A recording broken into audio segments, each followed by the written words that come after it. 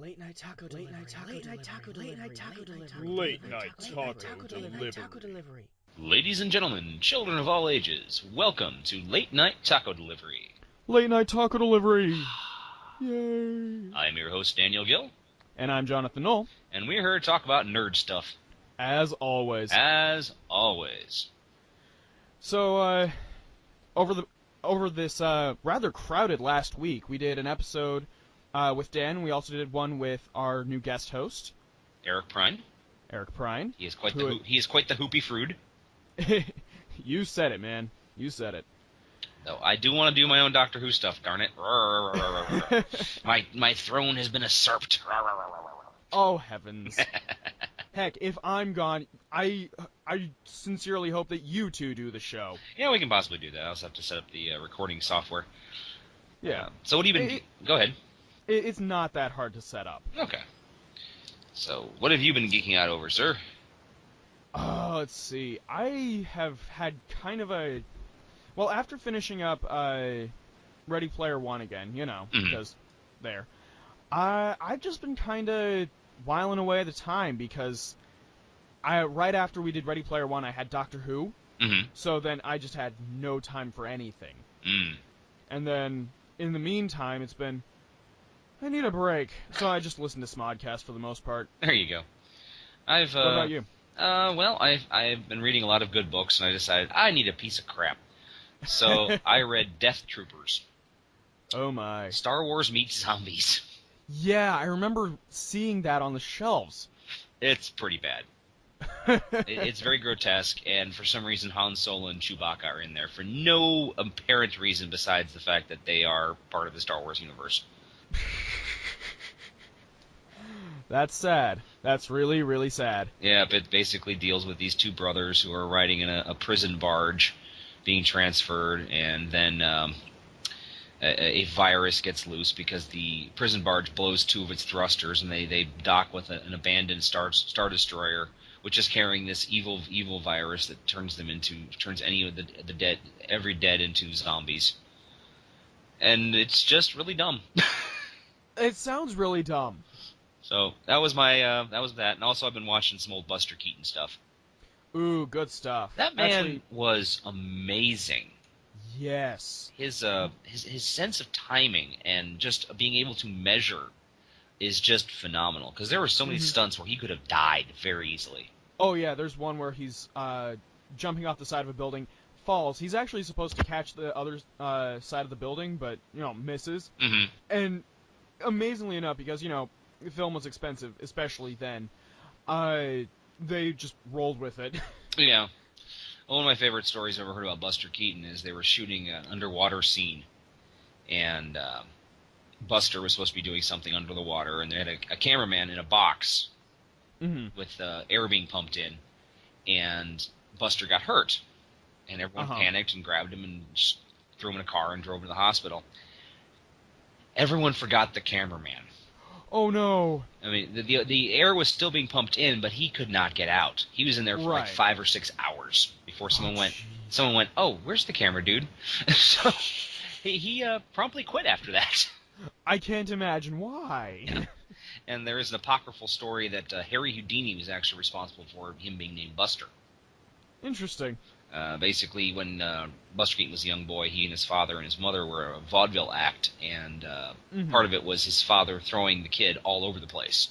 Right. And Buster, from an early age, was very good at taking pratfalls. So he was getting thrown against walls, over tables, through chairs, and just always kept bouncing up, no problem. Shocker. And Harry Houdini was working the same vaudeville circuit, and man, that kid's a real buster. So that's possibly how he got his name. Very possibly. Okay. But that's what I've been geeking out about. Fair enough. Actually, tonight, right after recording this and posting it up, I'm just going to be watching M, and there's another French film that I've got lurking in my stuff to watch bin.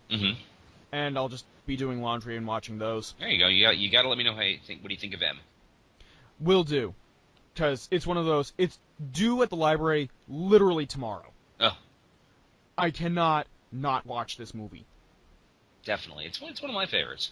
Mm-hmm. We've discussed that in the past. Right. And it's And it's directed by the director of my favorite movie ever. So. Right, Fritz Lang. Yes. Anyway, so shall we get on to the geek news? Let's do it. You want to go first, or shall I? How about you go first? I mean, you've been off the air for more time. All right. Well, one of the funniest things was there was an April Fool's prank with the Hyperkin, with about being able to turn your iPhone 6 into a Game Boy. However, apparently it was such a huge reaction. Mm-hmm. They're actually doing it. Cool. So it's calling it a Smart Boy. Basically, it's a small docking mechanism you slide your iPhone 6 into, and it has all the controls for a Game Boy. Neat. Mm-hmm. And the coolest feature, the Smart Boy will also work with original Game Boy and Game Boy Color game cartridges, which will slot into the back of the device. Nice. And plus, with that kind of thing, they could make those cartridges again, which means that dead games would suddenly take on a whole new life. Yes. Nintendo, that's a hint. Make some more money this way. It's foolproof. Yes, it is. I'll have to get onto a topic sometime about that, because I love emulators, and a lot of the time you'll have the original companies who make the games crack down on the ROMs. It's just like, you're not using them, dude. You're not making any money off of them anyway, so find a way. Just find some way, yes. Either make it legal or don't give a shit. Right. I think we talked about this earlier. LucasArts is very much against anyone using their abandonware. Yeah. Which sucks, because there's a couple good games I wouldn't mind playing. Exactly. Also on video games, how much are you following on the Wii U? A little bit. My roommate's got one. Well, apparently, we have a lot of new Mario Kart 8 stuff. Okay. Let's see. There is the 200cc, new characters like the Mii can be used. It's just all sorts of fun stuff like that. Nice. The last thing I heard about the Wii U is they're actually finally releasing a Fatal Frame game. Oh? Are you familiar with Fatal Frame at all? I'm afraid not. Well, it's a series of horror games out of Japan, and the idea is that you are trapped in a haunted house, and the ghosts are out to get you. But what you do is you can use your phone or your camera to stop them, basically. You have to set up the shots and catch them just as they're getting ready to attack, and it freezes their souls so they can no longer hurt you. Awesome. And the Wii U, being that it's got the gyros and such in it, you actually will lift up your Wii U and use it like a camera viewfinder. I like this concept. Yeah, it's almost like a virtual reality, but the only way you can activate it is through your Wii U. And I thought it was a pretty cool idea. I think that's brilliant. It's one of those, shut up and take my money! Exactly. And I don't often say that. Let's see. Collector's paradise of untouched toys and games unearthed in an abandoned toy shop. Oh, I saw that. That was so cool. Thousands of pounds worth of untouched toys and games have been discovered in the closed-down toy shop. The nostalgic treasure trove of Star Wars, Barbie, and Action Man memorabilia were unearthed in a former Frank Beach toy shop in Holywell, North Wales, which closed down in 2009. And they have pictures of some of the stuff. They have hundreds of original Star Wars figures on the card. Yeah, full runs of Return of the Jedi still on card. Yes. I mean, that's cool. Barbie stuff from the 80s, just on and on and on, and it looks really cool. There are even some pretty bizarre games there. They're not saying exactly how much they're probably going to get for all this, but it's going to be in hundreds of thousands if I had to guess. Probably. Let's see. This is one that I actually knew about because my dad one night basically pressured me into listening to an episode of The Nerdist. Okay.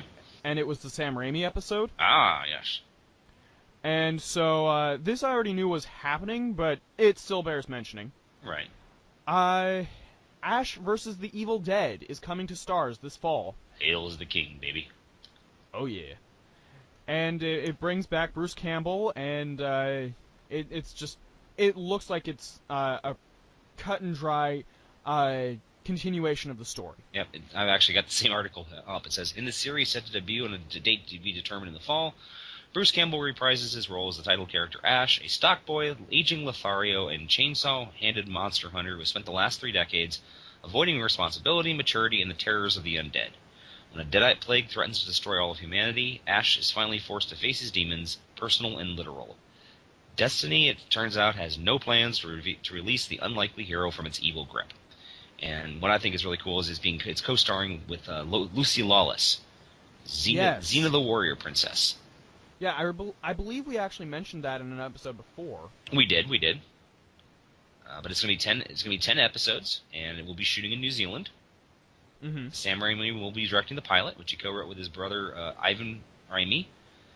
Right. And being produced by Sam Raimi, Rob Tappert, and Bruce Campbell. These guys have been together for 40 years. You gotta really respect friendship that's lasted that long. Yeah, it's one of those...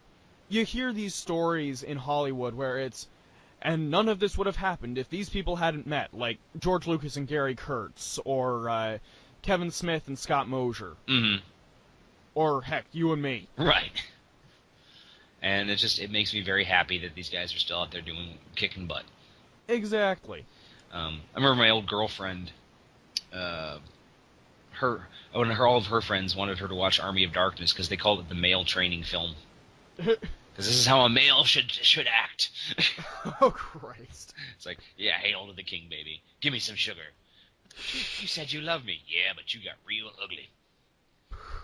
Army of Darkness is a hilarious movie. Speaking of continuations, mm-hmm. So there are several shows that have been kicked around as being revitalized. Right. X-Files is one of them, and so is Twin Peaks. Mm-hmm. And unfortunately, David Lynch says he won't direct the revival. Yeah, apparently he had a falling out with the producers. Yep. Well, and so he just walked. He walked, but he is a class act enough. He is calling all the actors and letting them know personally. Yeah, and that's real cool of him too. Yeah. Speaking of reboots and remakes, this is one that makes me very happy. Okay. I'm cautiously happy. Let's just say that. Uh-oh. All right. ABC to bring back The Muppet Show after 19 years. Yes. I remember when you posted this, mm-hmm. I about lost my shit. It's one of those, I want. I'll take 5. It's time to play the music. It's time to light the light. And it's time to officially declare 2050 the year of the TV revival. ABC is developing a reboot of The Muppet Show. Goddamn right. A pilot has been ordered, and it's being done by Bill Brady, the co-creators of Big Bang Theory, and executive produced by Bob Bushnell, who did the Anger Management TV series with Charlie Sheen. There you go. And apparently Brady has a long history writing for the Muppets, including the Jim Henson Hour, Muppet Classic Theater, and a number of Muppet specials. So, I'm looking forward to it. I'm hoping it's cool. I do know one guy I would love to see in the Muppets. Who's that? The Rock. Dwayne Johnson. Dwayne Johnson seems like he would fit perfectly with the Muppets. Yeah, you're not wrong. The man's a living cartoon anyway. Yeah. He is Groot. I'm Groot. Well, that is Vin Diesel, actually. Oh, yeah, right. But no, he's been a wrestler, he's been an actor, he's been a Broadway musical star, he's done all of these things. Actually, Hugh Jackman would be a fun one, too. Yeah. Anyway, so no, yeah, that's No, The Rock has been the Scorpion King. He's the Scorpion King, he was a gay singer in Be Cool, he's been in the Fast and Furious movies, which, by the way, opened at number 1 this weekend. Yep. Over $135 million. I thought sequels were supposed to, to taper off. These ones are defying the odds and going upwards. It's car porn. Yeah, I've never seen any of them. Me either. I'm not sure if I ever want to.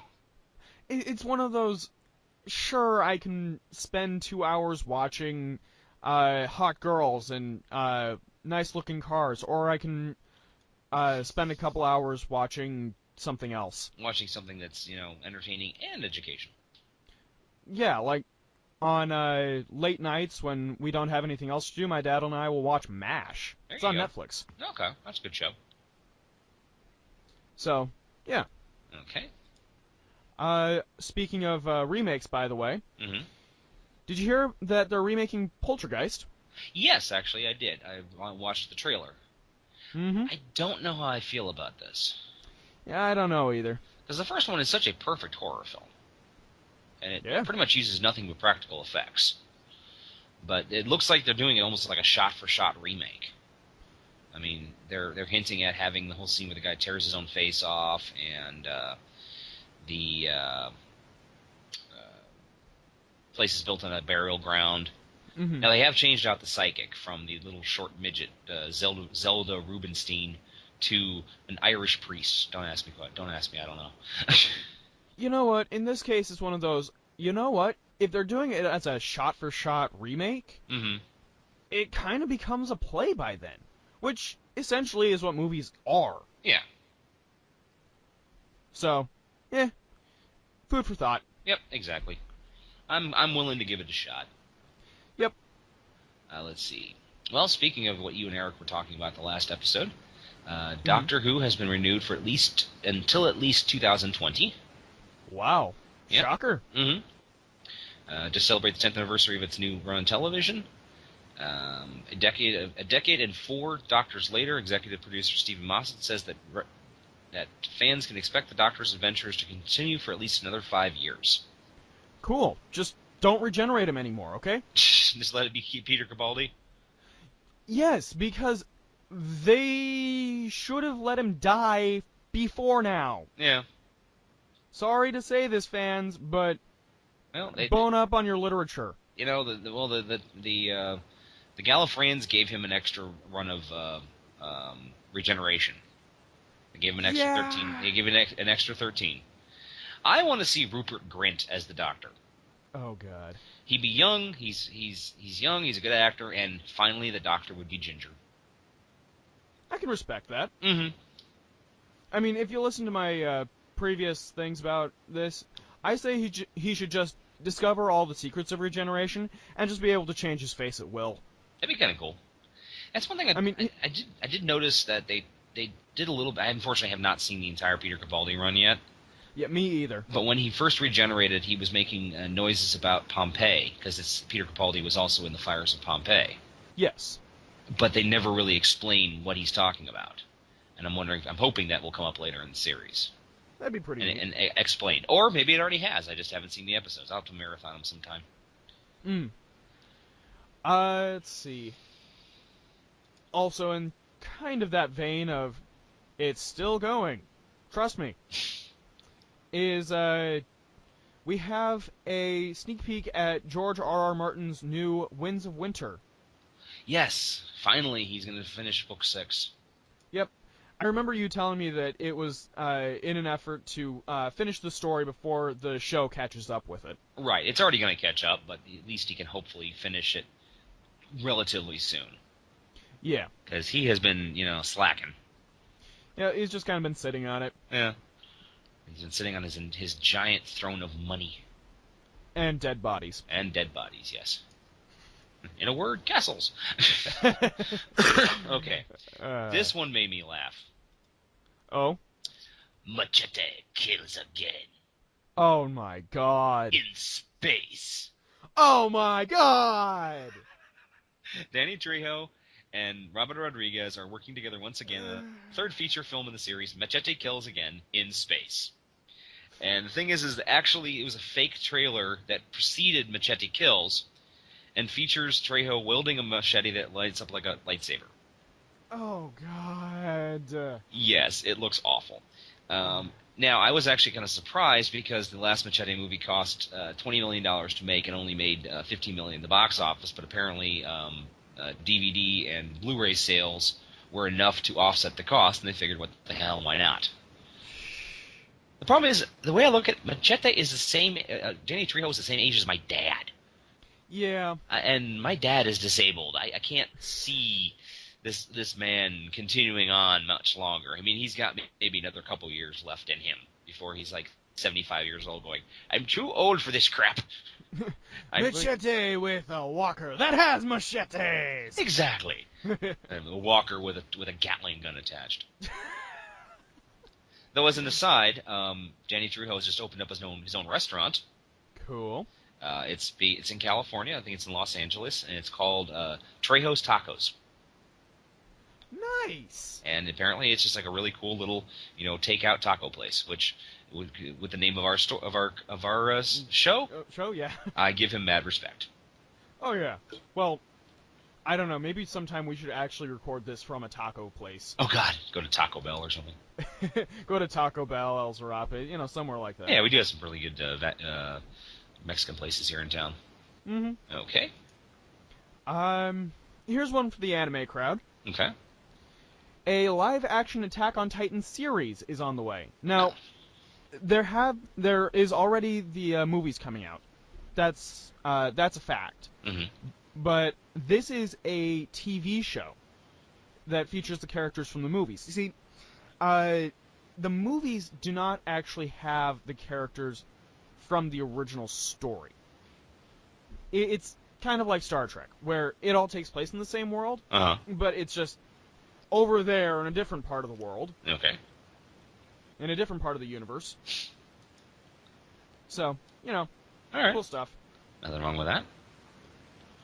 Let's see here. I'm trying to find some... The only things I have left... Oh, here we go. WW Studios and Gene Simmons to body slammed artificial intelligence singularity in new horror movie. Uh-oh. Yeah. WW Studios has been making a movie with Kiss frontman Gene Simmons to launch a new horror label called Erebus Pictures. Basically, the first movie they're going to be making is called Temple. It looks to combine science fiction, horror, in a process shooting the artificial intelligence singularity right in the face. Oh, Christ. It's a team of highly trained operatives who find themselves trapped inside an isolated military compound after an artificial intelligence is suddenly shut down. While investigating the source of the malfunctions, the crew begins to experience strange and horrific phenomena as they attempt to uncover who or what killed the team previously stationed at the compound. They're trying to make it... They're saying that it sounds like 3 Days of the Condor meets H.P. Lovecraft. Huh. Which, in context... Well, without context, kind of sounds interesting. Yeah, sounds like modern-day Cthulhu. Yeah.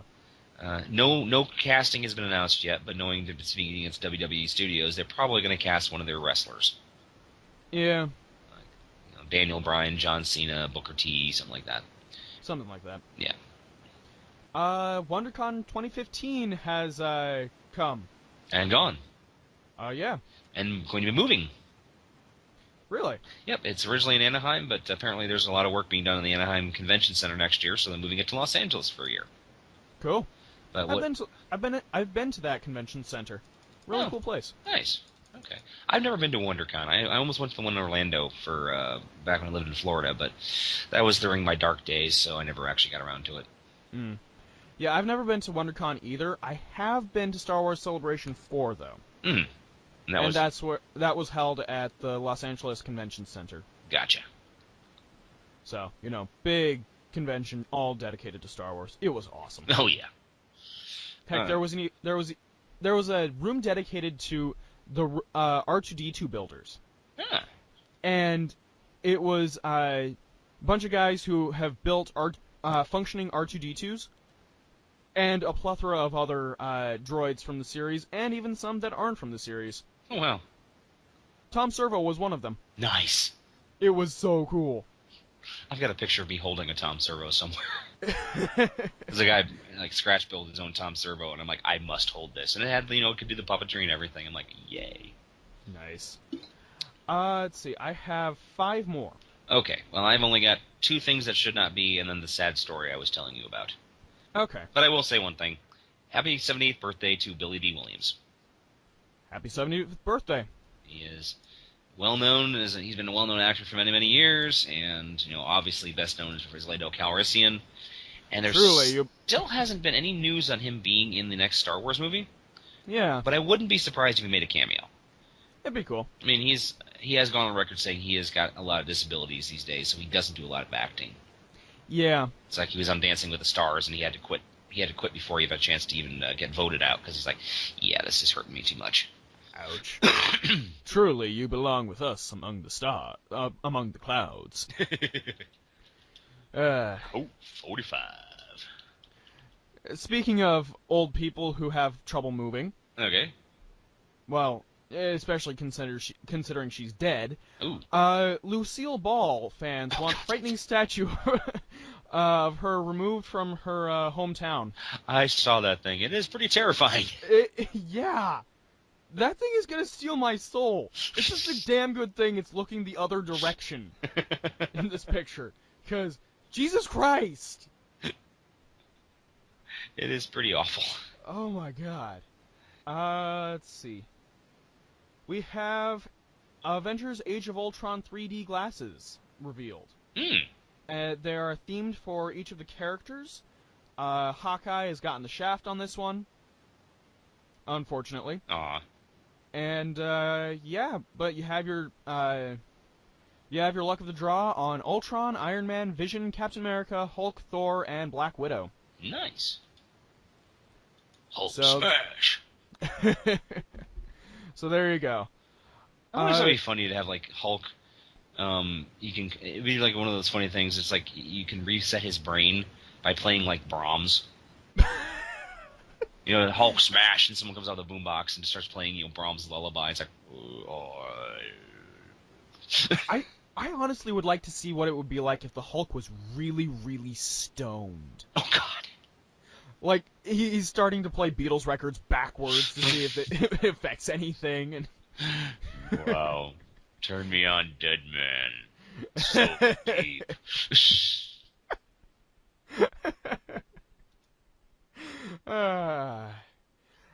This is a series that I would like to watch because it is just so ridiculous and just right up my alley, too. Okay.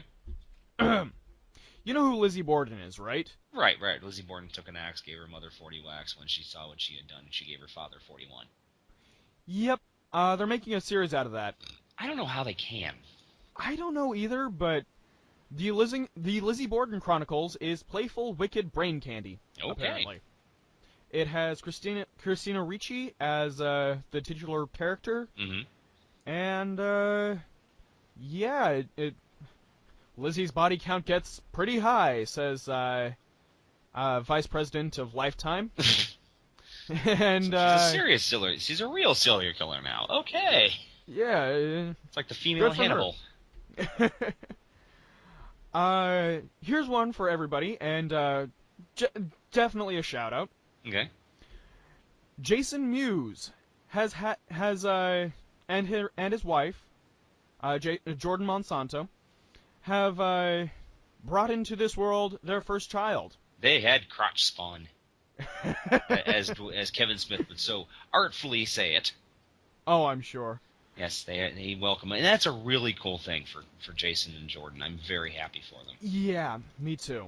I've listened to all of the episodes of Jay and Silent Bob Get Old, so it's one of those, dude. I actually remember back in the late 90s, early 2000s when they thought he was dead. Yeah. He had just completely dropped off the radar because of his drug use, and Kevin Smith was on record saying, "Yeah, I don't know where he is, and I wouldn't be surprised if he's dead." Yeah, and then right after getting that phone call, it's, Moves? Why does everybody say I'm dead? Yeah. But little baby girl named Logan has a lot of her mother's looks, actually. Which is good, because Jason Mewes is not an attractive man. Well, heroin will do that to you. Yeah. Oh, I just want to make a horrible aside, considering that, Hollywood Babylon always picks on Miley Cyrus. Mm-hmm. She released a live CD called Bangers. And on the cover, it's Miley Cyrus looking surprised with her mouth open. And I'm looking at this thing, and I'm wondering why she would just put this ridiculous picture on the cover of her album, and then I figured it out. She looks like a blow-up doll. Hello?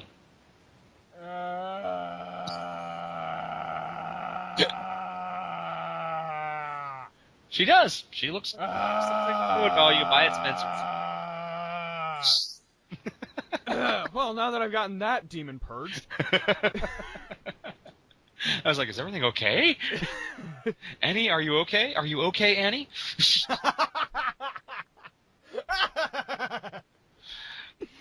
Okay, you have any other news, or shall we do the thing that should not be? I've got one last piece of news. Okay.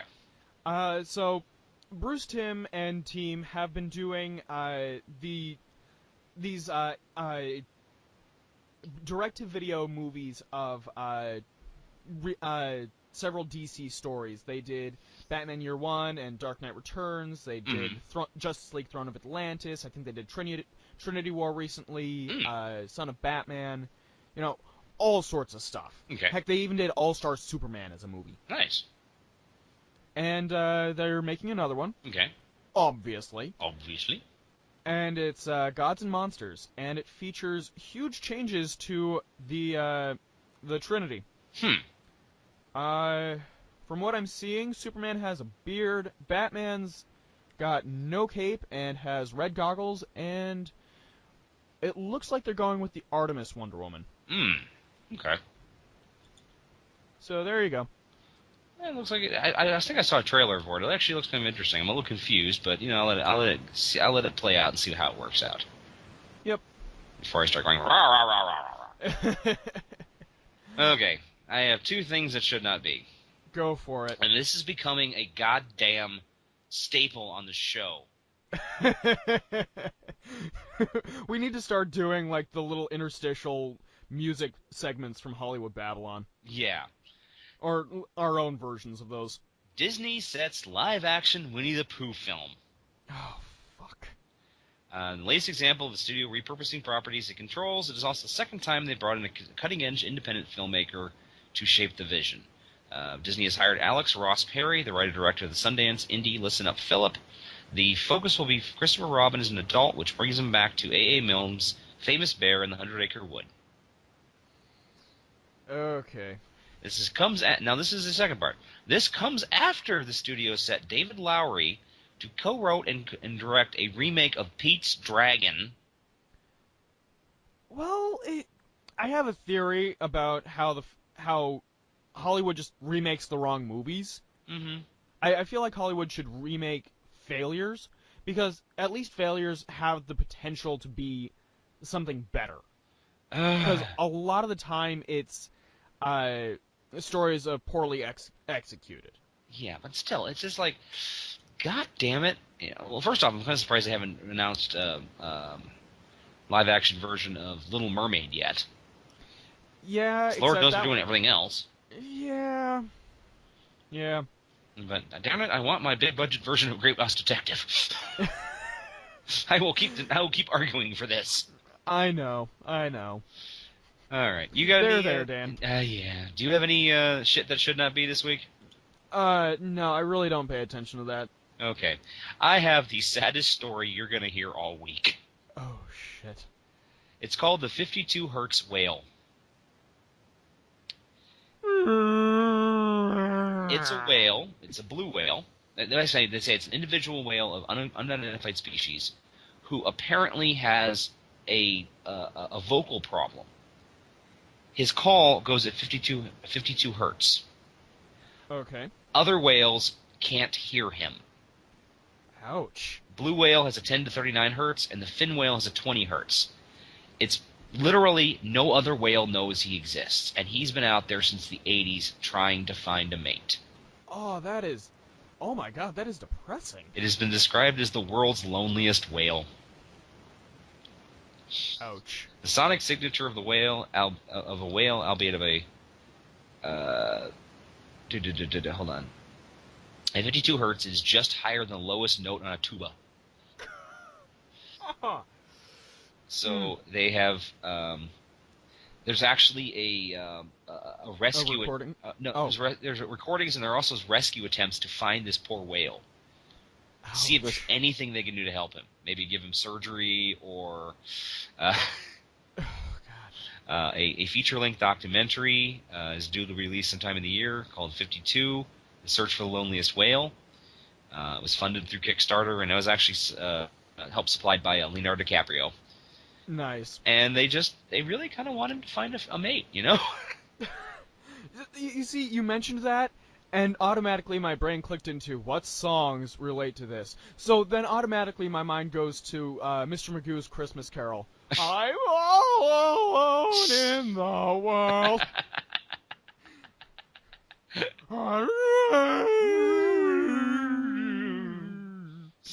Oh my god. So yes, pray for this poor loneliest whale.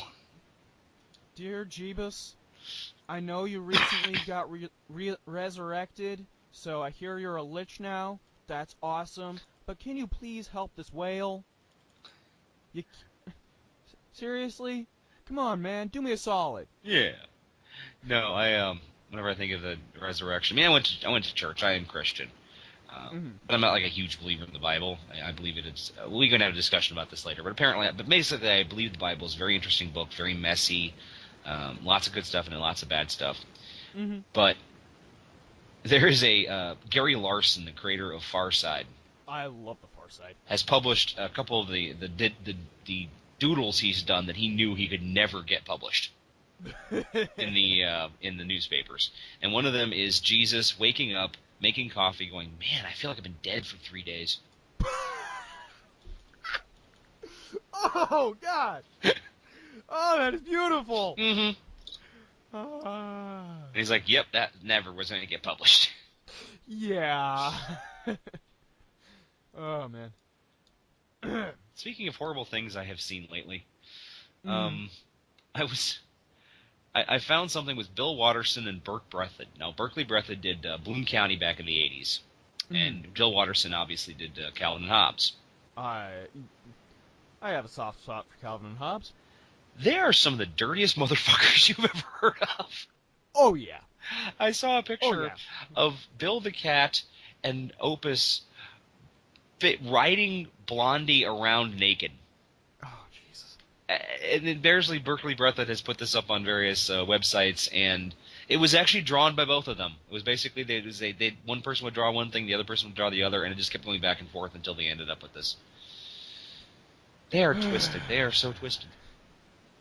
That is fucked up, man. It is. Okay. Anyway.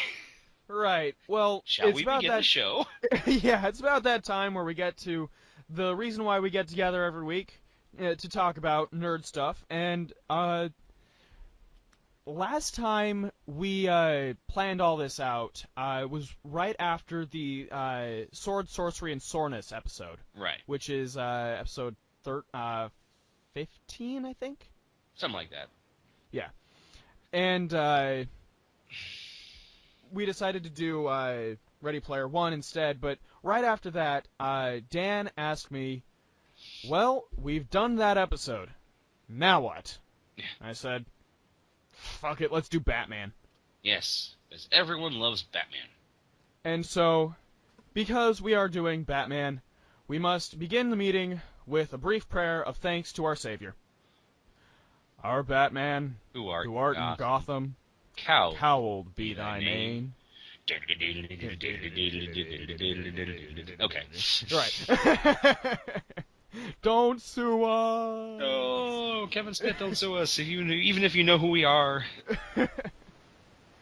Anyway, so yeah, we're talking about our knight in matte gray body armor himself, Batman. The Dark Knight. The Dark Knight Detective. The Caped Crusader. The dynamic duo. That's if you add Robin. Well, I always add Robin. In my opinion, Robin is a vital part of Batman, but we'll talk about that later. So, I guess we should start off with, what was your first introduction to Batman? What brought it to you? Well, honestly, probably the first thing I ever saw Batman was the 1966 Adam West TV show. It was in syndication when I was a kid. Mm-hmm. And remember, I go back to the 70s, so right. I am an ancient fart. I remember that. Yeah, back in my day, we didn't have no fancy Xboxes or PlayStations. We had Atari 2600s with wood planning like your mom's station wagon, and we liked it. Yeah, it was pretty rad. Yes, we didn't have no texting. You had to pass notes in class and hope the teacher didn't catch you. Been there, done that. Oh, yeah. Anyway, no, and then there was a Filmation Batman series in the 70s. yes. Watched that for a while, and I remember it had Batmite in it. Yeah, the quintessential Batmite who was introduced in the 50s and 60s in comic book. Let's see. My first Batman comic was probably 1981 or 82, and it dealt with Batman trying to solve the murder of a young woman's father while fighting Deadshot. Interesting. Yeah, and it was drawn by the great Gene Colan. I remember that. Gene Colan, whatever his name is. But it was a it was a very interesting art comic, and I had it for years until it literally disintegrated. Shocker. Yeah, and the Wood County Public Library used to have a book called Batman Through the Years, and it published copies of Batman comics from every decade up to the 70s. Nice. It had like the Detective 27, Batman #1, and then it basically went through the 40s when he was fighting the Japanese and the Germans, up to the 50s and 60s when it started getting really weird. Yeah. Time travel Batman and alien Batman and Batman of Zen-Ur. Yeah, it had Batman. It had Batgirl and Batwoman, the original Batwoman and Batgirl. Yes. Because what's his name? Wortham, the Seduction of the Innocent guy. Yeah. Frederick Wortham. Frederick Wortham was a psychiatrist who was trying to say that comic books were rotting the impressionable brains of our nation's youth. And he was psychotic, by the way. Yeah. And he was also saying that since Batman and Robin lived the perfect homosexual lifestyle. They slept in the same area. They slept in the same room together. They didn't have any strong female characters. They would walk around in their dressing gowns together, and I'm just like, it's Batman. No. And they're rich. I mean, what else are they gonna do? Mm-hmm. So they had that, and they also had Batmite and Ace the Bat Hound. See, I want to see the comic where the entire day they're both in like 3-piece suits going, well, there's no crime today. What do we do? Stay in our 3-piece suit? Sounds like a great idea. This actually sounds like the one episode of Batman the Animated Series where there was no crime on Christmas Eve. That's Christmas with the Joker, actually. Yeah, and Robin was trying to get Batman to go watch It's a Wonderful Life. Yep. I couldn't get past the name. Funny you should mention that. Actually, my first introduction to Batman was Batman the Animated Series. Yeah. Well, it was in syndication at the time that I was, alive. So, that also led me on to Superman the Animated Series and Batman Beyond, of course. Mm-hmm. Just the vast plethora of Bruce Timm work. Oh, yeah. And if you haven't seen that, stop this podcast. What the fuck are you doing? and watch this stuff because it's good stuff. Well, not only that, Batman the Animated Series led into Superman the Animated Series, Batman Beyond, Static Shock, the Zeta Project, and Justice League and Justice League Unlimited. As well as Teen Titans to a certain extent. To a certain extent, yeah. Yeah. It was literally, it was one of the longest running continuous animated universes ever, I think. Yeah, I really can't think of right. anything else that was comparable. I mean, it went from 92 to 2005. Yeah. I remember when it all ended. I know, I was depressed. Yeah, me too. Anyway, yeah. So that's first Batman's. What was your first Batman movie? Well, first Batman movie was obviously the 1989 Batman with Tim Burton and Michael Keaton. Fair enough. I mean, there was no other movies before that, really. Well, technically speaking, there is, the 66 Batman movie, but... Yeah, I never saw that. Yeah. So there you go. My first Batman movie was actually Batman Returns. Okay. Because while Val Kilmer and George Clooney and whatever his name is were off gadding about with Joel Schumacher, it kind of passed me by, and I just watched Batman Returns on VHS. Yeah. Which is another reason why I love VHS. I never really liked Batman Returns because of one particular scene. Oh god, here we go. What's your scene? It's when Batman is fighting the guys, and one of them throws a bomb. Batman catches it, sticks to the guy, and then kicks him off the side. He blows up. He kills a guy. Just straight up kills a guy. And that's always been my problem with people trying to reinterpret Batman. He's not a character to kill. Yeah. And I was very annoyed with Tim Burton for doing that. If he had, found some other way to dispatch the guy, that'd be cool. But, Batman does everything in his power not to kill anyone else. Fair enough. And I agree with you. I mean, that's why, for me, the definitive Batman is Batman the Animated Series. Yeah. Well, it's like one of my favorite comic book series is called Kingdom Come. Yes. By the great Alex Ross and I think Mark Basiak, I think is his name. I'd have to look. Okay, anyway, it's about it's set 20 years in the future of the DC universe, and the nature of heroes has changed greatly. Batman and Superman have both retired. Mm-hmm. Wonder Woman went back to her people. Green Lantern's living in space. It's Mark Waid. Mark Waid, okay, yeah, and it's actually very well done. Very beautiful work. It's some of the Alex Ross's best work. But there's a line where Superman is trying to get Bruce Wayne, aka Batman, to work with him, and he says, "Don't give me that crap. When you strip away both of what we are, if you strip away the masks, we're just two people who don't want to see anyone else die." Fair enough. And I'm like, damn, that is the quintessential moment of Batman, in my opinion. Mm-hmm. Superman got it. Yeah. Well, we've said our piece on Tim Burton. Yeah. What do you want to say about Joel Schumacher? Do we want to say anything about Joel Schumacher? I'm just remembering the scene in the animated series when the kids are talking about what Batman is. Oh, yes. And they Batman in the 50s, Batman in modern day, and Batman in the future was like a retelling of Dark Knight Returns. They actually they had a kid named Joel with a boa with a feather boa going, "I heard Batman can drive his car up the side of walls and he wears tight armor." Shut up, Joel. Yes. They were just ripping the absolute hell out of Joel Schumacher with that. It was so perfect. Yeah. Yeah, I was. That's all I really can think about Joel Schumacher. Now, I do know, after the 98 Batman and Robin, which did make money, yeah, it just was a horrible piece of steaming pile of shit. Oh, yeah, it blows, man. I've tried watching. I've never seen all of it. I've never seen all of it either. Mostly because I was, playing outside. Yeah. Well, it was one of those, something stinks. It smells like over-the-top gay. Run! Run! No, apparently Joel Schumacher wanted to make the fifth Batman movie, what ended up becoming Batman Begins. Mm-hmm. So he made a movie called 8mm with Nicolas Cage to show, look, I can do dark, I can do what you want, and 8mm is a really bad movie.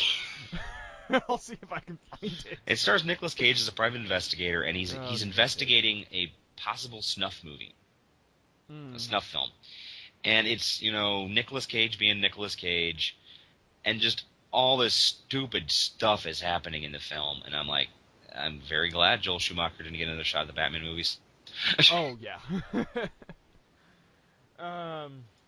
Speaking of Batman Begins, on to the Nolan trilogy.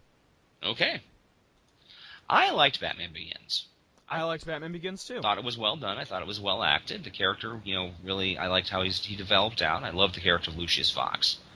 I like the fact that they even got Lucius Fox into a Batman movie. Exactly. I mean, that's huge. Mm-hmm. I mean, so many times they've had, basically trying to say that basically Bruce Wayne, Dick Grayson, and Barbara Gordon? No. Oh, my God. His butler. Why can't I remember the name of that butler? Alfred. Thank you. I was thinking Arthur. I mean, that was wrong. And Alfred are the ones that, take care of the car, they take care of the computers, they take care of the suits, and that's just not possible. And Lucius Fox is the guy who does take care of the car and the vehicles, and also other things. And I thought that was a really cool idea. I thought the Tumbler was really nifty. Yeah. It was an interesting take on the Batmobile. Mm-hmm. And then we had the Dark Knight, and I wasn't that impressed. Yeah. And with Heath Ledger did a very good job as a Joker. I agree. But it just was so dark and so over the top at the same time. Yeah. Huge swaths of plot holes. Yep. Everyone's like, oh my god, Dark Knight is it's the greatest superhero movie ever. I'm like, I wasn't horribly offended by it. I mean, I didn't say, like, I didn't watch it getting horribly angry at a film like I did when I watched Disney Pocahontas. But I watched Dark Knight, and I'm like, okay, it was good. It was decent. And I honestly think that Heath Ledger, the only reason he won his Joker, he won the Academy Award, was he died. Yeah.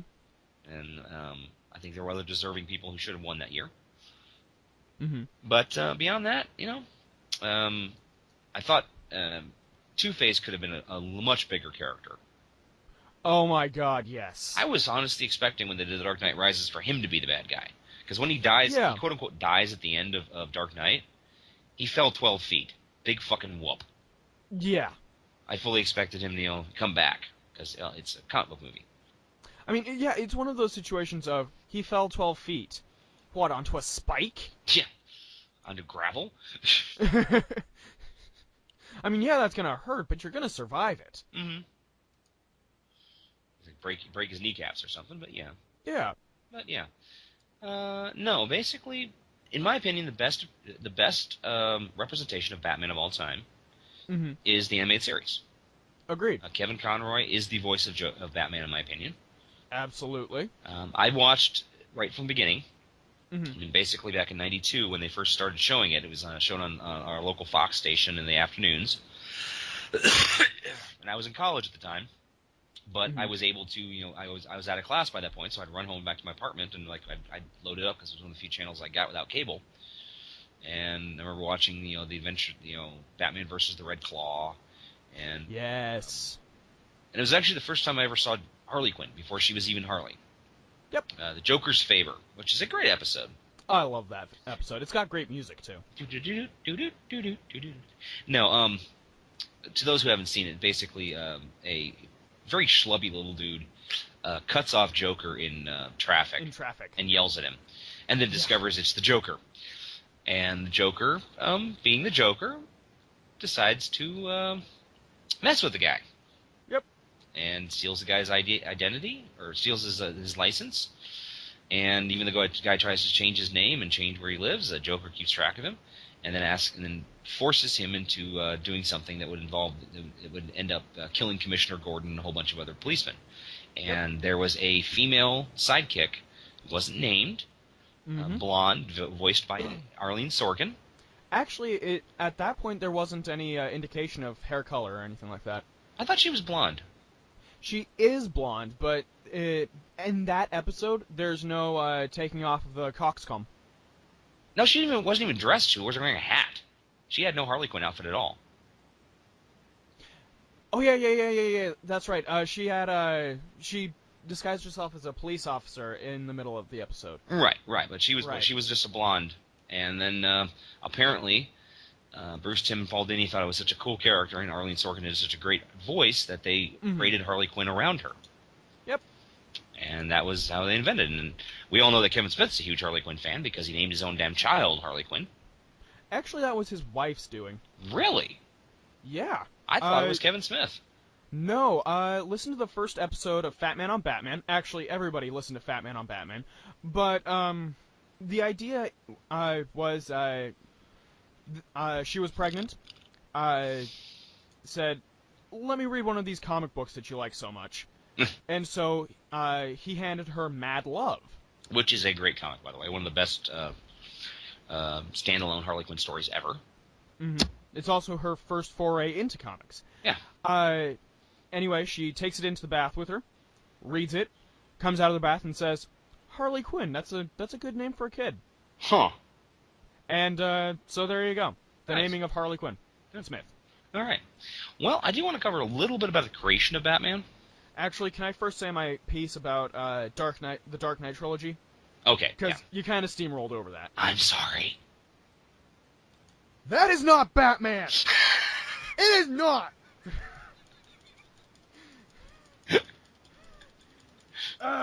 Breathe, Jonathan, breathe. Okay. I appreciate what the idea was. It was to make it a more realistic Batman. But to make it a realistic Batman is to remove the character itself. He exists in a fictional universe. Right. In context. He also has long-standing traditions of character origins. So, first of all, in Batman Begins, the biggest problem I have, to be totally honest, because otherwise the movie's pretty okay, is the pronunciation of Ra's al Ghul. Okay. It is Ra's, not Raz, you fucktards!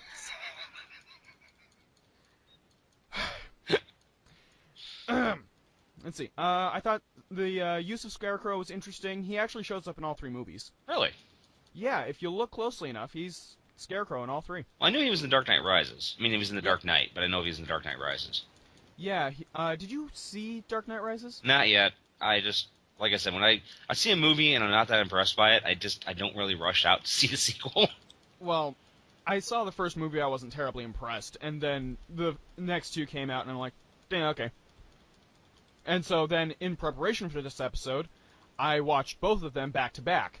And unlike you raging at a film, the whole time, I mean, my dad can tell you this, the whole time, I was livid. Like, the Joker is not the Joker. He's a psychopath with scars. Yeah. Who wears stupid makeup. Okay? The Joker is supposed to fall into a vat of horribly disfiguring chemicals that messes with his mind and then makes him go crazy. People, what is wrong with you? You can even throw in the Red Hood, which is a fantastic concept because, heck, even in Gotham, they've made it into a cult. That was actually one of the stories that was in the that Batman Through the Ages was the original Red Hood story, which was from the 1950s. Yeah. Okay, but go ahead. Sorry. I do enjoy some of the lines from that movie. I really like the "let her go." Poor choice of words. I mean, that's what I yell at the screen every time somebody says something like that. So, thank you, Chris Nolan. For once. I liked the, you want to see a magic trick? Yeah. I like that one, too. He was a very random Joker. I thought that Heath Ledger did a decent job. Yeah, but it's not the Joker. Yeah. It's a guy dressed as the Joker. Yeah. It's a guy dressed as Batman. You get my point? Yeah, it's not what they're supposed to be. And then, after watching the movies, I actually went back, because the character of Rachel just pissed me off from the beginning. Mm-hmm. But then I looked it up, and it's one of those, and here's what the article says. We decided to do Rachel instead of Harvey Dent because we thought we couldn't do it justice. Wow, sure didn't stop you in the second movie, now did it? Nope. Ugh. So then instead of a character who Bruce really genuinely respects because he's a friend, and so Harvey is a heartbreaking character because they're childhood friends, and then you have something horrible happen to him, and he goes psychotic. Mm-hmm. And then he deals with the duality of having 2 people in his head. Why is that not good enough for you, Chris Nolan? Come on! And Batman was trying to, Bruce Wayne was trying to rescue his friend. Yes! I mean, seriously, what is wrong with that? Nothing that I can see. Exactly.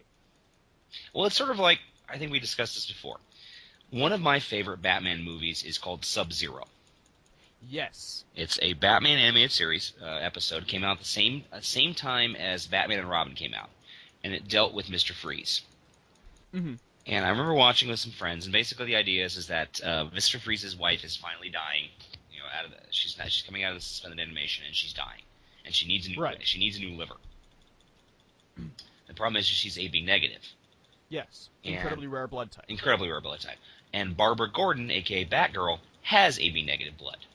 Yes. So Mr. Freeze kidnaps her and is going to take her liver out and implant it in his wife, killing Batgirl in the process. Right. And it's more about Batgirl versus Mr. Freeze than it actually is about Batman. But it's Mr. Freeze is torn with, does he kill an innocent life to save his wife, or is his wife going to forgive him? And it's a lot of pathos and a lot of darkness in there. Yeah. And I remember watching with some friends. We watched it on a VHS, and one of my friends says, "I hate this movie." And I kind of looked at him going, "Why? It's great." He's like, "Exactly. It's everything that Batman and Robin could have been." Yeah. There is nothing in that movie that could not have been done live action. Exactly. I mean, it's animated, but still, it's not ridiculously over the top, and it could have been a perfect Batman movie. Live action Batman movie. Right, right.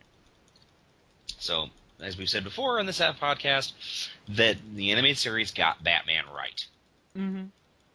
But more about Rachel, though, is there are other options. You don't have to make up a character for this one. I mean, heck, you can bring in the Phantasm. Yeah, you can bring in Vicky Vale, for God's sakes. Yeah. And then Dark Knight Rises. Oh. This was not a scary one at all. I mean, we've picked on Tom Hardy on this show before. Oh, yeah. He's baby-faced. He doesn't look scary at all. No. But then there's... Okay, you're gonna bring in Bane. Who... And I say this knowing full well somebody's gonna get mad at me. I've only ever seen Bane be his own free agent once, and that was in Nightfall.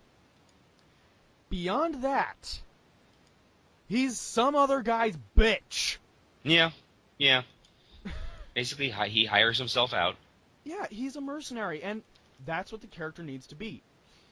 However, if you're gonna do a Bane story where... And, oh god. The Al Ghuls are interesting and characters that I'm glad they brought into the universe and all that. But they're not that integral. To be totally honest, even Neil Adams, who created the damn character, said, this character is supposed to be Batman's Moriarty. Right. That doesn't mean that Moriarty is in every single story. No, the whole point of Moriarty, especially in Sherlock Holmes, was he was used very sparingly. Exactly. It's like I get pissed off at all the other writers who, when they do their own Sherlock Holmes stories, they always bring Irene Adler in. It's like every time. I'm like, why? She was in one story. He respected her. Let this, that story arc is done. Exactly. But bringing in the Al Ghuls as, oh yeah, they've been in charge the whole time.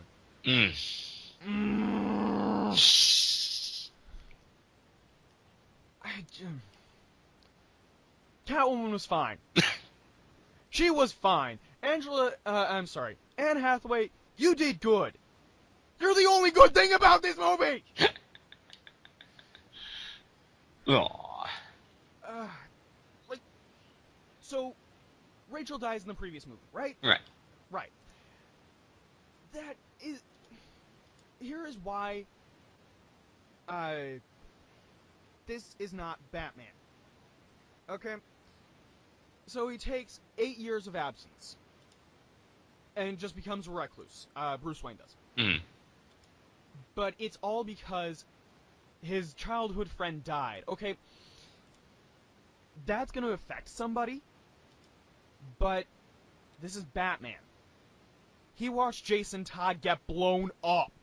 That didn't stop him. That didn't make him stop being Batman for any amount of time. The only reason why he stopped being Batman in Dark Knight Returns, the Frank Miller comic book, is because he was forced into retirement. Because if he didn't stop, the government would send Superman to kill him. Right, and sort of like when in Batman Beyond, the only reason he stopped was he got so old he couldn't do the job anymore. Exactly. Even after doing his damnedest to keep going. Which is why these Nolan movies are not Batman. Yeah. It doesn't have the same soul. No. It doesn't have the same drive. Well, it's like, we're going to keep referring to the animated series, but in the final episode of Justice League Unlimited, Mm-hmm. Batman versus Darkseid. Yes. And Darkseid was impressed that Batman hadn't stopped. He's like, "Why don't you give up?" And Superman said something along the lines of, my teammate will never give up. He cannot. As long as there's breath in his body, he will never lay down. The same with all my teammates." Exactly. I mean, Batman does not give up. That is Batman. Yes. In a line, that is Batman. Mm-hmm. Superman just gets Batman, you know? Yeah. But yeah, I've said my piece. Okay. Do you feel better now? I feel like I've finally let that one go. Although I'm sure there's more. I could do an entire episode just about that. Yes. We'll come back and revisit Batman at some point, I think. Yeah, I'm sure we will. Heck, we'll even do the prayer at the beginning. Yeah. Well, why don't we talk a little bit about the beginning and the history of Batman? Go for it.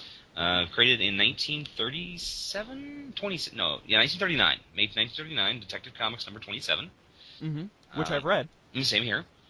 Created by Bob Kane and Bill Finger. A lot of people don't know who Bill Finger is, but he is pretty much the unsung hero of Batman. Well, it's more he just didn't want the big praise and promotions for it. It's more along the lines of Bob Kane's got the rights to do it first. Yeah. So it was sort of like when Siegel and Schuster got kicked out of Superman. Mm-hmm. Bob Kane had ingratiated himself so much to DC that he basically got all the awards. Yeah, and really Bill Finger never really spoke up about it either. Right. He had other things in his head. Mm-hmm. But he is responsible for a lot of what we know about Batman. Yeah. According to the Wikipedia page, Kane had the idea for a character named Batman, and he'd like me to see the drawings. I went over to Kane's, and he had drawn a character who looked very much like Superman with a kind of reddish tights, with boots, no gloves, no gauntlets, with a small domino mask swinging on a rope. Yep. He had two stiff wings that were sticking out looking like bat wings, and under it was a big sign saying Batman. And the bat wings looked like Leonardo da Vinci's sketch of an ornithopter flying device as a child. Finger instead just changed the colors of the movie, the color of the suit, added a cowl, gave him gloves, and removed the red sections from the original costume. Mm-hmm. And basically became a playboy Bruce Wayne, very similar to Lamont Cranston from The Shadow. Yes. Go ahead. In fact, the first issue, Detective Comics number 27, is pretty much a shot-for-shot remake of a classic Shadow story. Really? Yeah, I don't remember which one, but yeah, that's literally what's going on. Okay, I was unaware of that. But yeah, Batman was very much inspired by Zorro and Sherlock Holmes and Dick Tracy, Doc Savage. So he was basically all these things roll up in one, and then became his own character. And surprisingly enough, he was one of the few big characters of the 30s and 40s who never had his own radio show. Yeah, his first radio appearance was on a Superman thing. Mm-hmm. And he just became really popular on there, so every now and again he would show up. Mm-hmm. Apparently there was one like 2-week episode, 2-week serial where Batman and Robin were involved, and Superman was off doing something else because the actor had been in a car accident. Yes. So they kept him off the air for the time being until he could heal up, and just let Batman and Robin do their thing. Mm-hmm. And it's continued the legend. Yeah. Well, Batman is really a modern day mythological hero. Yes. He's been in so many different things in so many different incarnations. We talked about the Nolan films, we talked about the animated series, we talked about the 1966 Batman. Which, if we didn't have that, we wouldn't have Batman at all. No, because actually at the time the comic books were really, really struggling. Yep. And in fact, yeah. Go ahead. No. You got more information on this than I do. Basically, we had Bill Dozier and a bunch of people over at DC who were going. You know what? If this doesn't work out, we're canceling the book. I mean, it's not selling. There's no reason why we should continue. Mm-hmm. So the fate of Batman literally rested on the shoulders of Adam West and Burt Ward, stopping Frank Gorshin. And thank God they did. Mm-hmm. Anyway, you were saying. Well, basically that 64, 65 is when that happened, and it rebuilt Batman's interest. And after the TV show ended, they started going for more darker, weird, supernatural Batman.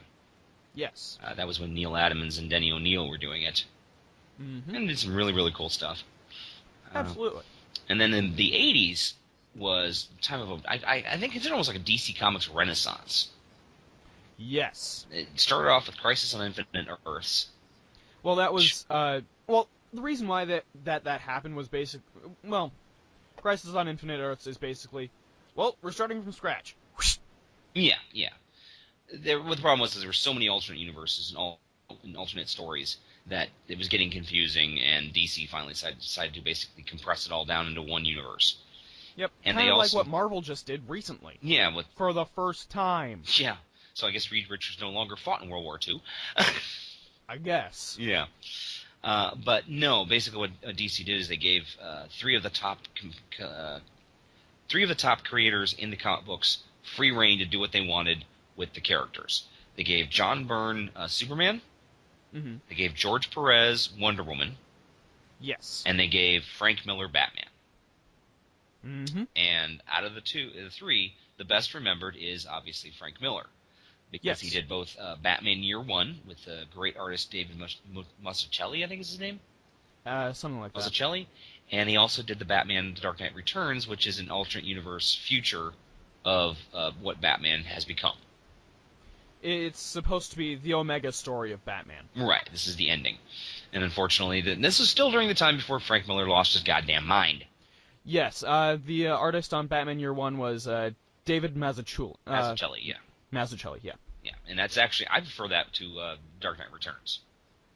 Yeah, I agree. I like what the Bruce Timm team did with the movie on that one. Mm-hmm.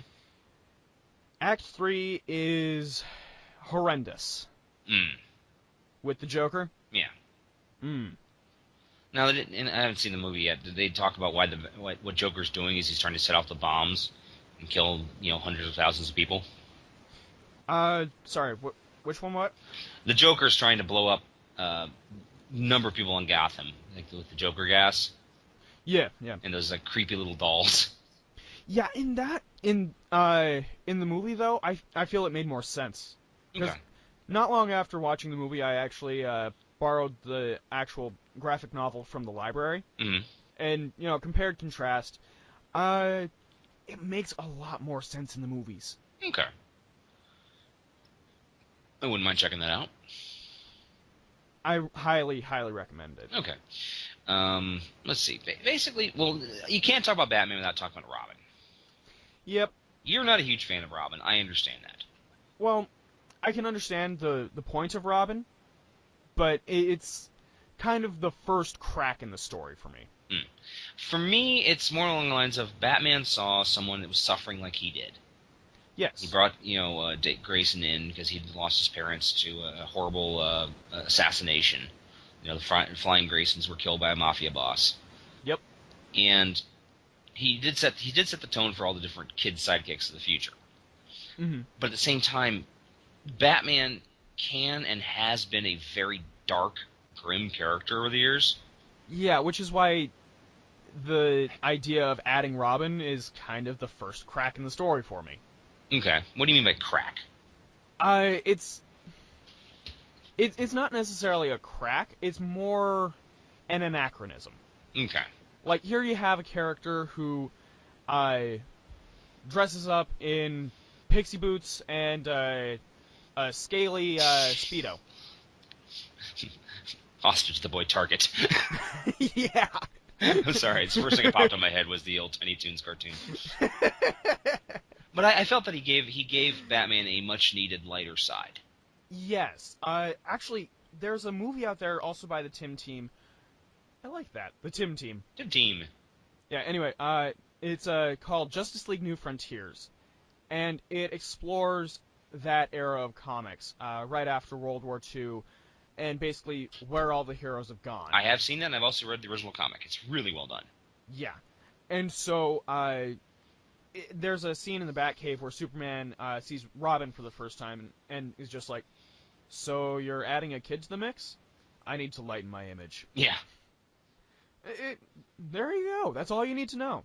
And also the fact that Batman has figured out everyone in the DC universe. He can beat anybody. Yeah. He has, as in the New Frontier, when he first discovered who Martian Manhunter is, he says, "I've spent millions of dollars on a piece of green rock so I can stop the one in Metropolis. The one in Metropolis. With you, all I need is a penny pack of matches." Yes. It's just, dude. Yeah. And that gives rise to the classic commentary of, all right, Batman will never stop, but is he human? Is he Batman, or is he Bat-God? Yeah. Now, I do know he has been healed numerous times over the years. Yes. He should be, many things as he's broken and bones and shot and such. If it was realistic, he would be a complete invalid by this point, if he was even alive. Yeah. But I do remember there's been a couple issues where he's been off planet, and like he's been dunked in the Lazarus Pit. Yes. Which heals all problems. Mm-hmm. And he's also been dunked in some sort of a healing chamber on New Apokolips. Plot twist: what the Lazarus Pit actually is a giant vat of water and Epsom salts. Okay. So then you have Ra's al Ghul come in. "Hey, I need my bed." I feel much better now. Oh yes, now I just gotta take my Metamucil. Help fine. There's a one-shot comic I saw once where basically explains that Batman's a Time Lord. Yeah. He just keeps regenerating. Oh, great. And Joker finally figured this out. He's like, "Oh, for God's sakes!" It's sort of like I have a feeling that Joker has like Deadpool's regenerative abilities. It's never brought up, but he always survives. Well, yeah, I think that might actually have more to do with the unknown chemical substance which he was dunked in to become the Joker. Yeah. Because otherwise, how the fuck is he coming back all the time? Exactly. I mean, he's been dropped off, he's been shot, he's been blown. He went through a nuclear bomb, for God's sakes, once. Well, that was a Batman. Yeah. That was a Batman Captain America crossover, which is one of the best company crossovers I've ever seen. Yeah. In that same vein, we have the Amalgamverse, but I'm not touching that right now. No, basically, it was a Batman, Captain America versus Joker and Red Skull. Yes. And I've seen a page from this. And it was hilarious because the Joker didn't know he was working for the Red Skull. Mm-hmm. And when he figures it out, he's like, "Hey, man, I may be a psychopath, but I'm an all-American psychopath." And I saw that on Tumblr one time, and I'm just like, oh, God. What was really funny was when Batman and Captain America, as Bruce Wayne and Steve Rogers, end up squaring off against each other. Of course. And they're fighting each other to a standstill, and they can't figure out why. They're like, he's matching me stroke for stroke. He's doing moves that no one only two people outside of Okinawa would even know. I mean, how can you? He's a playboy. How can he possibly know this? And then Batman goes, whoa, I understand. Hold up, Captain. Oh, if it was a snake, it would have bitten me. And they figure out who they are. Nice. It was quite adorable. But yeah, so Batman versus Bat-God. What do you say? It depends on the writer. Yeah, it really does. I think that he is the pinnacle of what humanity can become. He's a strange collection of genetic mutations, and he basically works at 100% capacity. I can dig that. And whether he's a god or not, I don't know. But he's always thinking. He literally cannot shut his brain down. Yeah, there are several stories dedicated to just that. He only sleeps like 2 hours a night. Yeah, I mean, seriously, holy crap, man. Like, holy crap, man. Holy crap, man. Anyway, it's one of those, how do you stay alive? Do you have, like, caffeine injections in that suit of yours? He's addicted to coffee. Coffee, black, and keep it coming. He's got the bladder the size of an actual bat. Mm-hmm. But I don't think he's a god. Fair enough. But he is the best human that ever lived. Yeah, in the classical world of heroes, gods, and monsters, I'd say that he's most like Odysseus. Okay. Because Odysseus has no deity as a parent. He's just a guy with a brain. Yeah. And that's pretty much Batman. He's a guy. He's a with guy. a brain. He's really awesome. Yep. Okay. Let's see. Shall we go over the different Robins and all that? Or I do want to make sure that we get to Batman Beyond. Okay. All right. Well, there's Dick Grayson, who became Nightwing. Mm-hmm. Jason Todd, who replaced by Jason Todd, who became a crispy critter. And then was brought back as the Red Hood. The Red Hood, yeah. It's hilarious. In the last 10 years, there were 3 people who never would come back in comics. There was Bucky Barnes, Uncle Ben, and Jason Todd. Guess who's still dead? Uncle Ben. Uncle Ben. Supposedly. I wouldn't be surprised if he came back at some point. Though there was a great episode of, there was a great issue of Deadpool where he accidentally saw Uncle Ben and Aunt May having sex. Oh, Jesus. He's like, naked old people, ah! That's an image I need brain bleach for. Fuck you, man. But yes, they both come back. And the thing is, they both have come back in good ways. I was very surprised how well they handled it. Yeah. Except for the whole fact, Red Hood came back because Superman Prime was punching reality. Yeah. That was a bit much. But yes. But at least when they brought him back, he was a very interesting character. I did see the animated movie they based on it. It was really rather well done. Oh, yeah. It's got Bruce Greenwood, who played Captain Christopher Pike in the new Star Trek movies. Mm-hmm. And one of the guys, Batman. And one of the guys from Supernatural as the Red Hood. Yep, and they also had Neil Patrick Harris as Nightwing. Ah, okay. Which I dig. Yeah, and they had the guy who did the voice of Bender as Joker, John DiMaggio. Yes, John DiMaggio. And he was funny. Oh, yeah. I wish he'd come back as the Joker, to be totally honest. Yeah. I'd like to hear more Joker from him. Okay. As mentioned before, well, hang on, there are also 3 other Robins. Well, let's see. Dick, Jason, Tim, Damian, Helena, and Carrie. Stephanie. Stephanie. That's the one I always forget. Yeah, Carrie was from the future. Yeah, Carrie is Dark Knight Returns only. Stephanie like her. Stephanie was the spoiler. Yeah. I wish that they would have more with Carrie. Do something with Carrie. Yeah. She was a lot of fun. Yeah. She was the kind of spunky, awesome Robin you needed. Exactly. I mean, compared to some of the other Robins that we've gotten, like, if we had a fist fight between her and Tim Drake, my money's on her. Yeah. Tim Drake is bland, with a side of bland. Yeah. I mean, literally, the comic where Damian Wayne takes over from Dick Grayson is, you've been here too long. I'm going to fight you for Robin. I mean, it's one of those, everybody's tired of Tim. So he gets beaten up by Damian Wayne and then is forced into another part of, I think, Bloodhaven and becomes the Red Robin. Yeah. I mean, bitter much? Just a touch. I don't know. I just always remember I don't remember who yelled at Batman this, but Batman was saying, "Don't freak out about losing your sidekick or something, or don't do anything rash."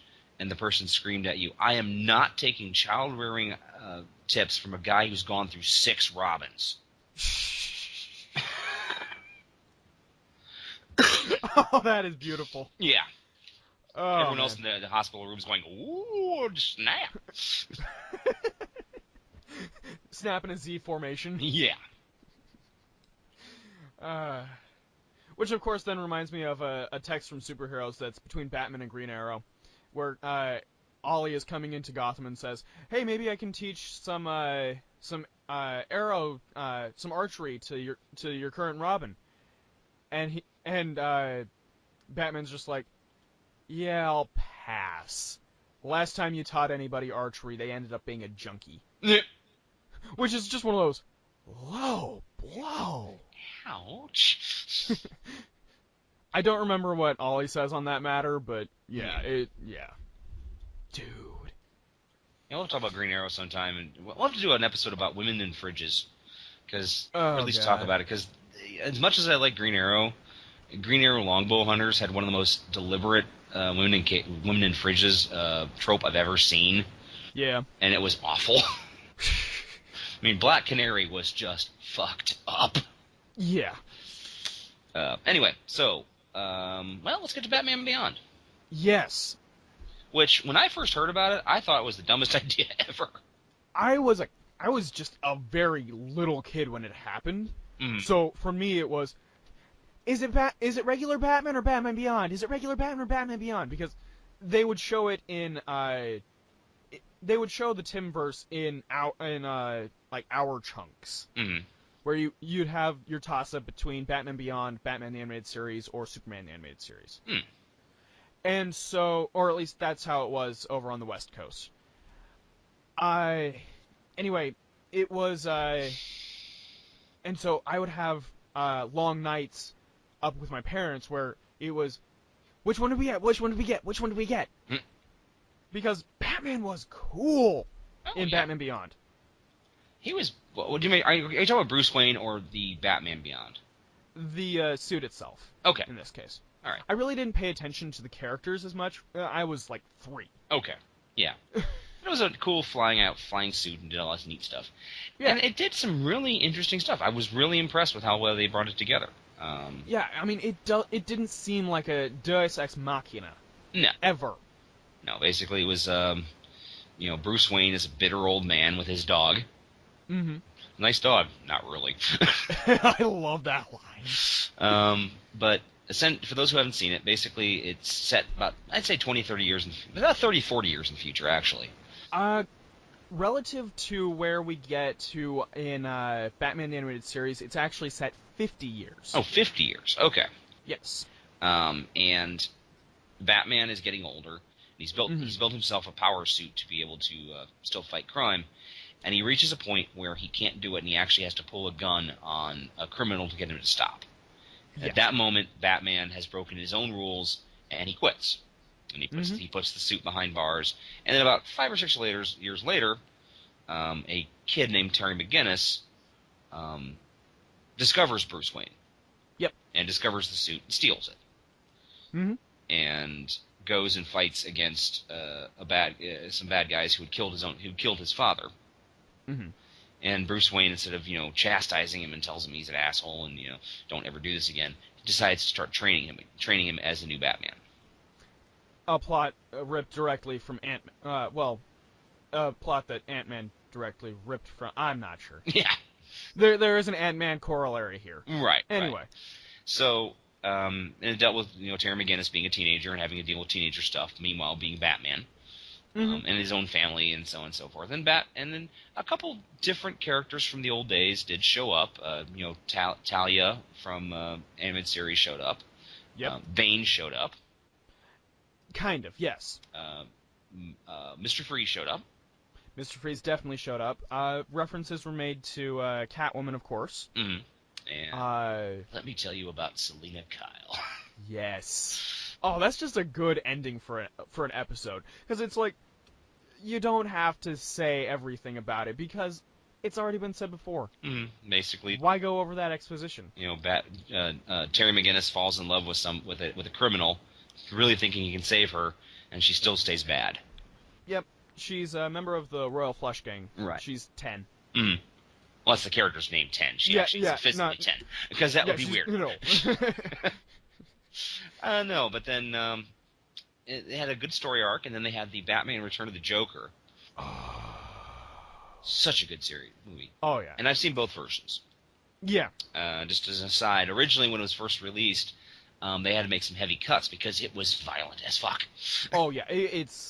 it is not for the light of heart for those who have only seen the original series of it. Right. I mean, it really pushed a lot of boundaries, and it pushed it so hard that Warner Brothers said, you have to cut this stuff. So they cut it, and then later on they re-released it as the new version, which is the version I have. It's also the version I have. I actually love the story of how Kevin Smith saw that version 2 for the first time. Really? I don't think I know that story. Is it on Fat Man on Batman? It is on a Fat Man on Batman, but to sum up here, basically, Warner Brothers said, you gotta cut this out. And so Paul Dini put the full cut of it onto a VHS that says, Our Family Memories, it's actually labeled that way, mailed it to Kevin Smith, through the snail mail, and that is how Kevin Smith first saw it. It's one of those, wow. It almost sounds like The Great Escape. Yeah. It's like, this isn't going to be released, Kevin, but you're my friend. You must see this. Yes. You'll like this. Yeah, some of the things that were cut was Joker Jr. shoots Joker right through the heart with a bang flag. Yep. There's a lot more blood. Mm-hmm. And Henry Rollins' character does get killed, as opposed to the secondary cut where it's just sort of he's paralyzed. Right. So they cut a lot of that stuff. But like I said, I've seen the original. There's a really cool. The commentary is kind of funny because they're talking about one of the animators. He's a Japanese animator, and he worked on Akira. Ooh. And the scene, I don't think I know this one. And the scene where Batman Beyond's bike is being chased by the laser is very similar to a scene in Akira where the same thing's happening. Yes, I'd never made that connection before. It was the same animator, and yeah, and the thing is, the animator was never really satisfied with what he did with Akira. So when he did Batman Beyond, he's like, I have a chance to get it right. Nice. And he did it almost single-handedly because he wanted to make it as perfect as possible. Oh, that's beautiful. Actually, now that I think about it, there are a lot of connections between the two. And the other one thing that always cracked me up was that originally Harley Quinn was not supposed to survive. Yes. I think it was Eric Radomski. Radomski was another producer in the series. And when he saw the script and they said, you have to kill Harley Quinn, he's like, but she's my baby! That's Paul Dini. No, this was... Eric had a lot in the hand of her development as well. Okay. But this was Eric snuck in at the end after Harley Quinn had fallen down this very large trench. The basic Disney fall death. Yeah, and she was supposed to be dead. Well, at the end, you see her as an old woman bailing out her two grandchildren who are can't remember their names. Dee and Dee. Yeah, and it's Harley Quinn. It's like, shut up, Nana Harley. And it was because of Eric Radomski. He snuck that in. And by that point, it was already too late in the production. They couldn't cut it out. And Bruce Timm and Alan Dini are like, that's too perfect. Leave it. Just leave it. You mean Paul? Okay, Paul Dini and Bruce Timm are like, just leave it. Leave it. Perfect. So, yeah. Batman Alan Dini. And there was also, it did cut together with Justice League. Yes. There's a couple episodes where Justice League went in the future and met the future Justice League made up of Warhawk, Static Shock, Batman Beyond, and I think there was another character, but I might be wrong. Aquagirl. Aquagirl, yeah. And no, wait a minute. I'm getting that confused with. There are 2 episodes from the original Batman Beyond series called The Call, Part 1 and Part 2. Oh, that's right. That's right. Yeah, and that one involves the lineup for the Justice League. There's a Green Lantern, Warhawk, Aquagirl, Barda, and Superman. Yeah, and Superman, right. Micron is the other guy. Okay. And he's kind of forgettable because he doesn't really play a big role in the story. And then there's the when Justice League, they thought Justice League Unlimited was going to get canceled. Yes, and they did Epilogue. They tied it together with Epilogue, where Terry McGinnis had been groomed to be Bruce Wayne, to be a genetic copy. And they make good episode. They make a joke about Bruce Wayne leaving his genetic material all over Gotham. And it's not remotely what I meant. Yeah. And oh God. What's her name? Amanda Waller. Amanda Waller, yeah, she's the one that's responsible for it. She talks to Terry, older lady, very sweet, likes her tea. Mm-hmm. But she explains what she did and why she did it. And it really was actually very sweet. It was very dark, but very sweet. I love that episode. And then it turns out they get an extra season out of the show, so they're like, yay! And people get this part wrong, and it makes me mad whenever they do this. Okay. Terry is not Bruce's clone. No, he didn't say he was a clone. He was He's genetically his similar. son. Yeah. Okay. Essentially. What they did was they rewrote Warren McGinnis's DNA at the spermular level, I guess. Yeah. And it basically made it so that whenever he shot out a wad, there was Bruce there instead. Wearing bad ears. Bat sperm. So that's the story. It's not he's a clone, it's bat sperm. Yeah. And they even had tried to have Phantasm kill Terry McGinnis' parents, but she couldn't do it. Yes. And really that's all I've got on the notes here. Yeah, it's about the same here. I mean, there's a lot more to say about Batman, but I think we'll cover that in other superhero episode we do. Mm-hmm. You know, the relationship between Batman and Superman, which has changed dynamically over the years. Oh, yeah. I mean, they used to be the best. It has to. Yeah, I mean, they used to be best of friends. They even looked so similar to each other that they could each take each other's spots. You know, when Clark Kent and Superman had to be in the same spot together. You know, there's actually a crossover in Superman the Animated Series where Bruce Wayne has been basically kidnapped. So Tim Drake goes to Metropolis and says, "Hey, Superman, I could kind of use your help. We need you to be Batman for a few days." And I mean, like it gets complicated because like Brainiac is involved.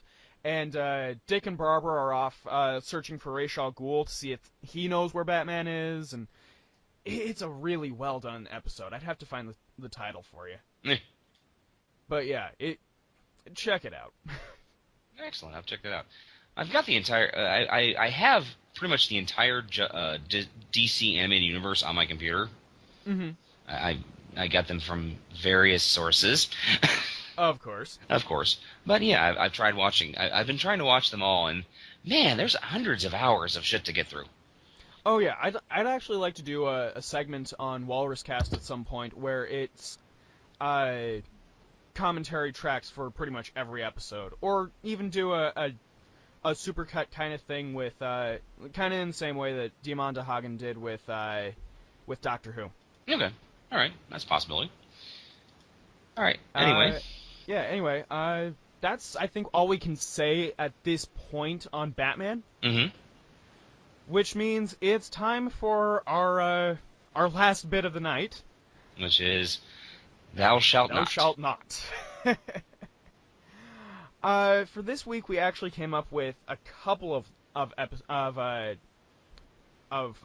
Thou Shalt Nots, directly themed to Batman. Mm-hmm. One of them was, thou shalt not make this bat creature, because there is a long tradition of bat creatures, bat cow, bat hound, bat gorilla. Check it out, it's long and complicated. Yeah. Thank the 50s. Oh, yeah. And there's that one, or thou shalt not have this Elseworlds Batman. So, which one do you want to go with? I'll start with the Thou Shalt Not a Bat Creature. Okay. Bat Lobster. I love it. The power to defeat drawn butter. Damn that Bat Lobster, he's broken our cages again. Deploy the Bat Lobster. Bat Anteater. I just can't imagine what you would do with that. Maybe the Joker, or the Penguin has an ant colony under his control, so I need the Bat Anteater. Or they do an amalgam crossover again, and it's Batman versus Ant-Man. That would have been short. Yeah. Bat ferret. Okay, it'd be great at finding stuff, but it'd get distracted way too easily. See, I feel like since watching Beastmaster, though, ferrets are just funny now. Yeah. I mean, Beastmaster. Oh boy. Thou shalt not have bat porcupine. Bat porcupine. Actually, no. That would be a pretty good idea. Deploy the bat porcupine. Throw. Yeah. I mean, like, seriously, how useful would that be? Be non-lethal. You just hurt like hell. Yeah. All you have to do is scare the bejesus out of the poor thing, and it will literally shoot its claws everywhere. Exactly. Well, it's actually porcupines don't shoot their quills. Mm-hmm. They just have the ability to loosen the quills, so they run into something, and instead of like hanging on, they fall out really quickly. Yeah. So it's an illusion that they shoot their quills. All right. Bat octopus. Well, that seems like a limited use item. Mm-hmm. It'd be good when Batman was running out of bat shark repellent. Quick, Robin, pass me the bat shark repellent. Oh God! Now you've made me think Bat Cthulhu. I don't think that would actually work. I don't know. Though I would like to see the Justice League versus Cthulhu. That would be interesting. That'd be a fun battle. Yeah. DC, do it! Fuck you, take my money.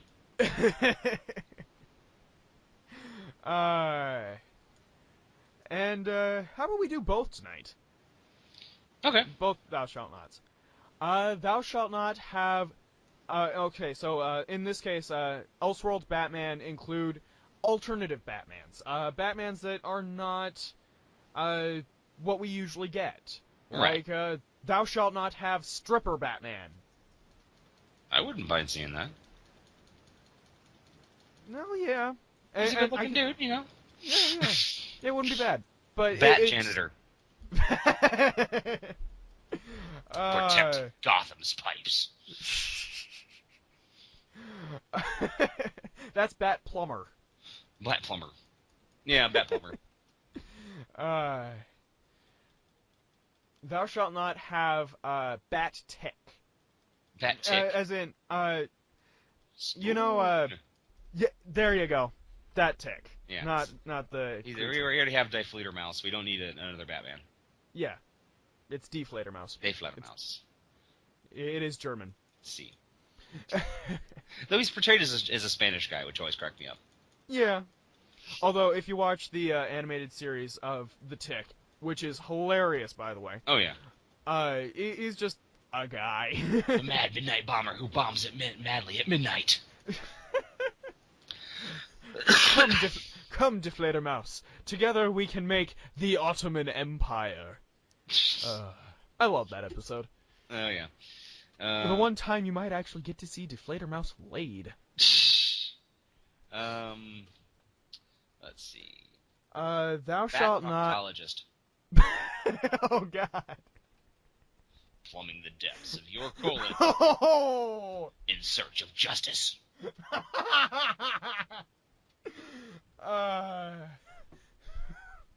Quick, Robin, pass me the bat speculum. Which then, of course, you can go bat gynecologist. Yeah. Even deeper for justice. Hello. Hey, there's an echo in here. Oh. It's like throwing a hot dog down a hallway. I had to see that one coming. Oh, yeah. Let's see. Batman, the Disney musical. They kind of referenced that in an episode of Batman the Batman Beyond. Oh, I think I do remember something about that. That Bruce Wayne and Terry went to see a musical based on Batman. Yep. And Bruce was most decidedly not amused. Yeah. I mean, we're talking like Queen Victoria, we are not amused levels of not amused. He was not a happy Batman. A superstitious and cowardly lot. But yeah. Oh my goodness. I just had. Oh yeah. Monty Python Batman. Monty Python's Batman. I'm Batman. Are you Batman? No, I am Batman. Actually, oh my God, can that happen? Can we have Terry Gilliam direct a Batman movie where it has the Pythons together saying that they are Batman and far superior to the other Batman? Oh, good God. I would like to see this. That's pretty terrifying. Have like Terry Jones as the Frank Miller Batman, and then you have John Cleese as Vampire Batman, and oh my goodness. Hillbilly Batman. Paddle Faster. Battle faster, I hear bat music.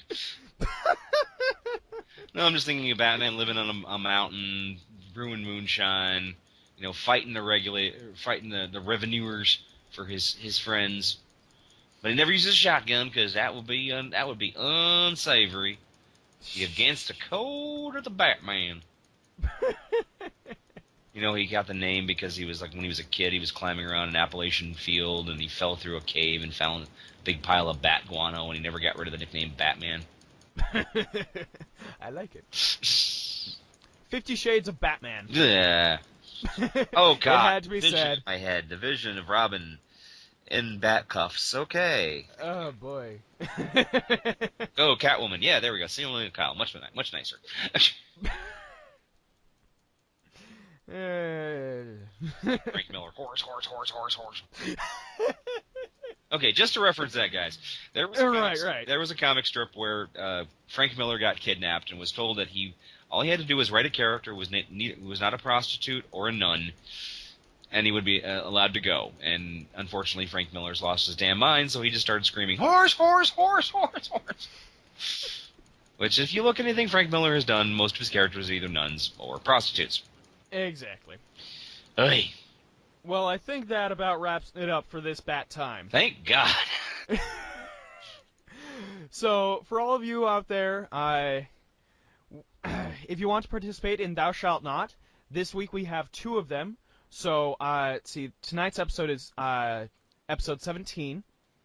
So, using the hashtags LNTD17A or LNTD17B for Bat Creatures or Elseworlds Batman, respectively. Mm-hmm. It is literally in that order. Drop us a line on Twitter and participate. We'd love to hear from you. Yeah. Let us know we're not just shouting into the wilderness here. Exactly. So from all of us here at Radioactive Walrus Entertainment, the Recording Closet, and Dan's house, all we have to say to tell you is, I'm Batman. You are not Batman! I'm Batman! Have a good night, folks. Good night. I'm Batman. I'm Batman. Late Night Taco Delivery is performed by Daniel Gill and Jonathan Knoll. New creepy opening by Jonathan Knoll. If you have a suggestion for a future show, would like to participate in Thou Shalt Not, or just get in contact, drop us a line on Twitter at Radio Walrus Pod. Feel free to also comment on the site you found us on. This has been a production of Radioactive Walrus Entertainment. John, what do chickens say?